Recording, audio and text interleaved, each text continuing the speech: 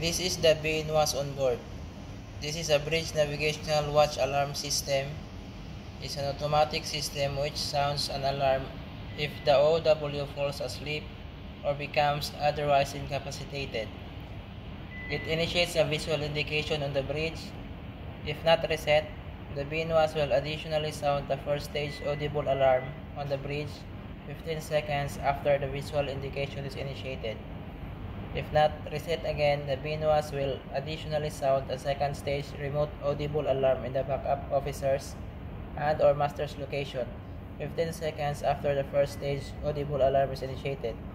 If not reset again, the BNWAS will additionally sound a third stage remote audible alarm at the locations of further crew members capable of taking corrective actions 90 seconds after the second stage remote audible alarm is initiated. So we will wait until this dormant period is gone and it will begin to alarm. So now it will almost finish the dormant period. We will check if it will alarm.